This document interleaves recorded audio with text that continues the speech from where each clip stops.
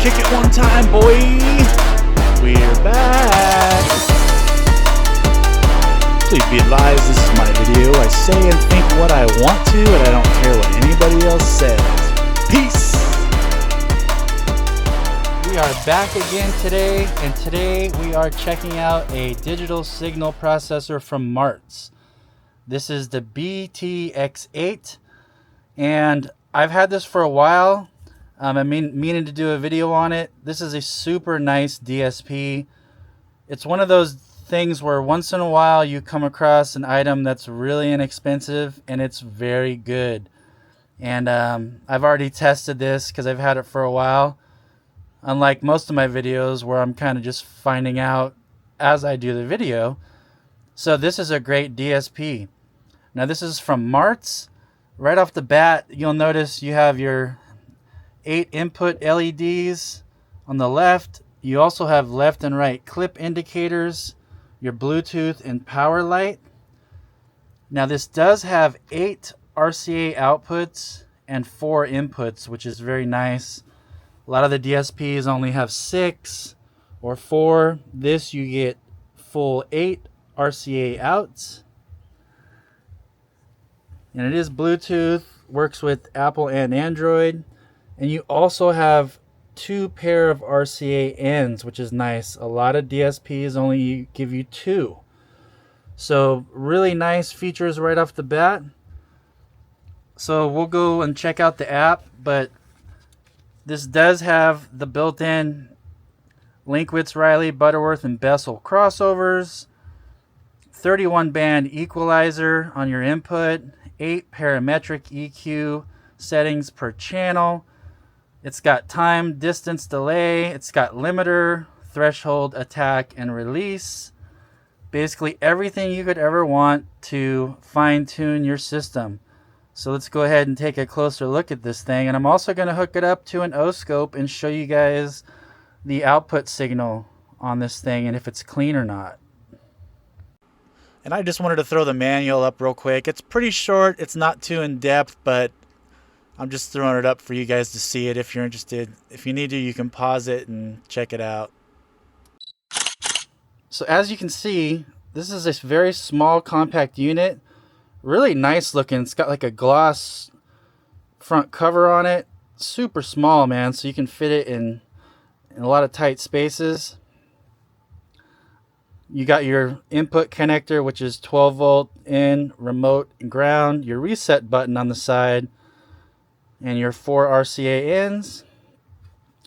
And on this side, we got our 8 RCA outs, which is super nice. And I'm going to also show you guys the app and all the features it has, but let's go ahead and get this thing connected and see what it's all about.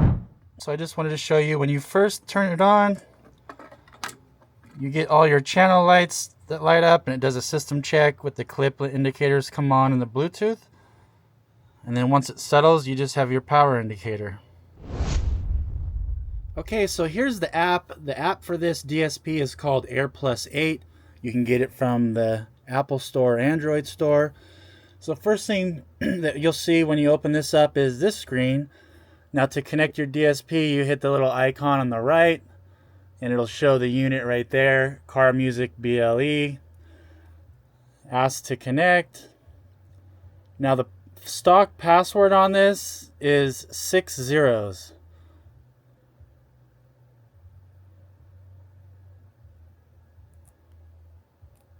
And then you hit online after you enter the 6 zeros, and we are connected successfully.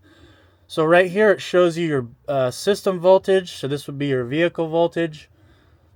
And on this settings menu, this is if you want to do a factory reset, if you mess up any of the settings. Here you have 6 memories. So if you have 6 different profiles, you want to switch back and forth real quick, you can set them all up in here. And these cover all the settings in the DSP. So memory 1 and memory 2, memory 3, so on and so on can be completely different. So the very first one, you have your routing. Now what this is, it tells the DSP what the 8 outputs are are getting. So you have 4 inputs. So let's say on channel 1, you want input 1 and input 2 only. So let's say that's a sub amp. So you just want one channel. Or let's say you only want to use one input because it's a full bridge and it only needs one input. So you can select that. And when you select it, what it's doing is, do you want channel 1 to output? Do you want it to receive input 1, 2, 3, and 4? So it just basically decides, are you going to output on channel 1 the signals from inputs 1, 2, 3, and 4? So that basically, you can separate your 4 inputs on each of the output channels and decide where you want to distribute those. So that's pretty straightforward. Your gain. So this is the main gain in. This controls all the other gains. And this can also be used to adjust your clipping, to lower your input gain. And then you have all your channel gains separately. So main gain covers everything from the input signal. And then you have all your channel out gains. And it's just slider controls. And this app is really nice and big. Some of the other apps are kind of tight, hard to press. This thing has a lot of room for your fingers, which is pretty cool. So the next one, we have our crossover section. This is one of the most awesome features of these DSPs. Now you have crossovers for each of your 8 outputs. You also have the ability to select Butterworth, 6 decibel, 12 decibel, 18 decibel, all the way up to 48 decibel. Then it moves to a Bessel type crossover. And you guys can look these up online. They're all a different design of crossover and with different slopes. And they do change sound characteristics quite a bit. So you might want to, if you get one of these, try. You might like the Linkwitz Riley better, than the Butterworth. And then the decibels is basically how much the slope drops off. So a lower slope will make the curve more gradual on the cutoff point, and a higher decibel like 48 will be almost like a straight cutoff at that frequency. And again, you guys can check more of that online. So you have your crossovers. You can either shut it off. So let's say on channel 1, you want to do a Butterworth 24 decibel, and you adjust your frequency down here, and you want to start it at 40 hertz and cut it off at 19,987. But this is infinitely adjustable. So this is your low and your high cutoff. You can also see it on the graph, and then each of your channels. So now let's say you want to go to channel 2 and do your crossover for your mids and tweeters. Same thing. You can go over here and crossover, start your tweeters at 4,000 and go up to 20,000, so on and so forth. It's pretty self-explanatory. And you have the setting for all 8 channels for the crossovers. The limiter, it's just exactly what it is. Basically, it limits the output signal. So if you want to get in depth and set this up to where you don't blow your amp, or somebody can't hop in your truck and turn it up too loud and blow it, you can set a limit. And you can look more online about this, but the threshold and the attack adjusts how soon and how much that it limits the signal. And then release how quick it lets the limiter shut off. And again, you have that for all your 8 channels. You can also set automatic. And automatic actually works pretty well. A lot of guys don't mess with the limiter because they want full control, but it's there if you need it.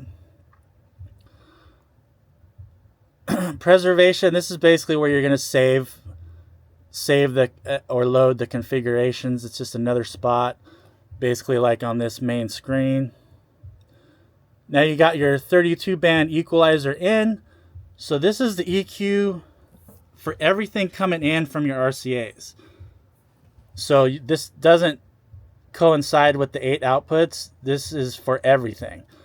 And they're nice slider controls. So, 20 hertz, 25. Let's say you want to drop this down, drop this up. Again, pretty self-explanatory. If you change something and you want to reset it, you hit the reset button and it resets everything back. So again, this is your main EQ for the signal coming in. Now you have your EQ for each channel. Now this is probably one of the best parametric EQs per channel. A lot of other DSPs only give you 1 frequency per channel and some 3. But you can adjust the frequency right here. Like if there's a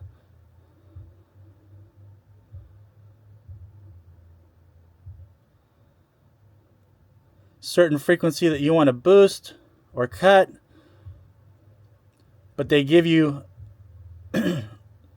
all those bands on each channels to tailor each output. So let's say you have that on channel 1. Channel 2, you want something different. So I mean, you not only get the 32 band input EQ, but you have this 15 band on each output. So I don't know of any other DSP that gives you this level of control, which is pretty nice. Like I said, I have other DSPs where it only gives you 1 frequency on each of the 8 channel outputs, or another DSP I have, it has 3, but to get 15 is pretty crazy. Polarity is if you want to basically, if a speaker's out of phase, you can switch it, invert it to 180 or 0 degrees. You can read more about that online. It's if like you have one canceling each other out. If something sounds weird, then you can change it to 180 so it's in phase. You have delay.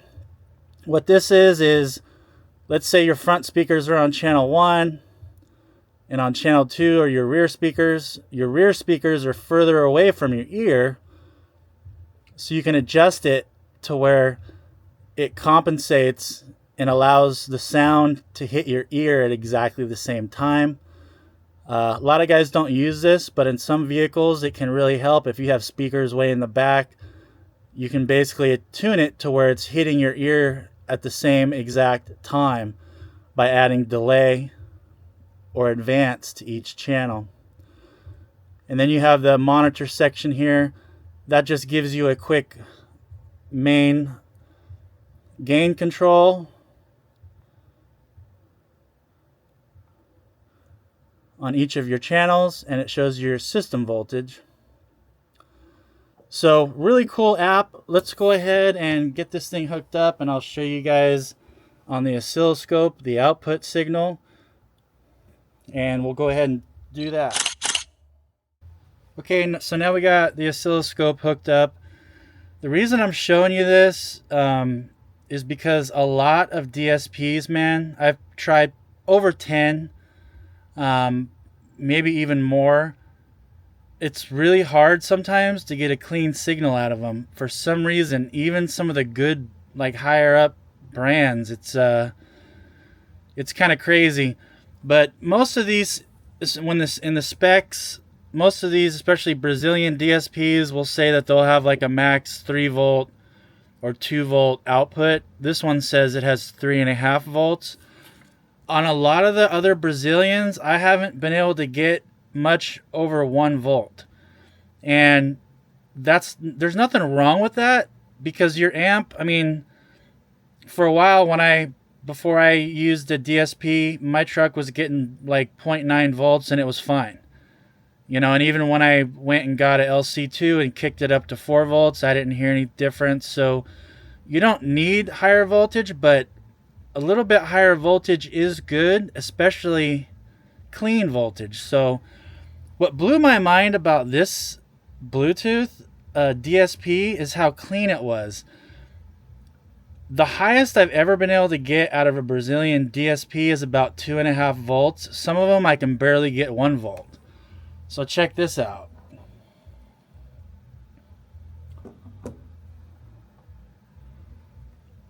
And right here it's going to show you the max voltage, and then it's also going to show you the sine wave. So right there, that already passed every other Brazilian DSP that I've tested. 4.6 volts clean, no clipping. So let's go up a little bit more. I'll show you guys 2 clipping. But 4.6 volts of clean power, that's freaking awesome. Some of you guys don't understand, but when you've messed with as many DSPs as I have, it gets so frustrating when you have to finagle the gains just to try to get 1 volt or 1.5 volt clean signal. So I bumped it up 1 dB so you guys can see where it clips at. But right there, 4.6 volts clean.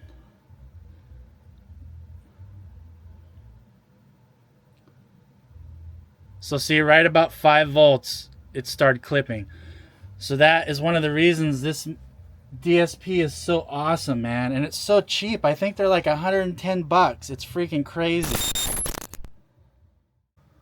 So we'll just run that again, just so you guys can see it there.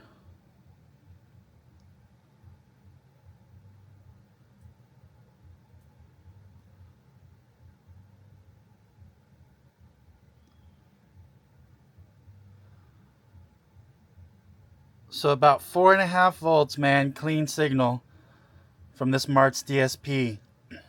These things are 112 bucks. I've had $400 DSPs, man, that I sold because they just didn't perform. They didn't have a clean signal. So this thing is awesome. You cannot, this is hands down the best DSP for the money, without a doubt. 4 in, 8 out. Almost 5 volts clean power, which again, some of you guys might not think it's a lot, but this is way more clean voltage I've gotten out of any other DSP. Any. So 8 outputs, 4 inputs. App works great. Big easy buttons. I mean, what else could you want for 112 bucks? I'll put a link in the description. You can get these from bigjeffaudio.com. Again, man, if you guys want a DSP or you had other DSPs that you couldn't get a clean signal, here you go. Dirt cheap and freaking awesome. Also, if you guys, I was just testing this out, my new amplifier cooling fans, you can check out HiFiVector.com. I make some bass knobs and some amplifier cooling fans. Check that out. BigJeffAudio.com, 112 bucks, guys. Hands down, best DSP that you can get for that price range, and honestly it's even better than some 4 times that price range. So take a look at it. I hope if you guys were checking out this video shopping for a DSP, I hope that this helped you make your decision. You cannot go wrong with this DSP, man. All right, thanks so much for watching, guys, and I'll catch you on the next one.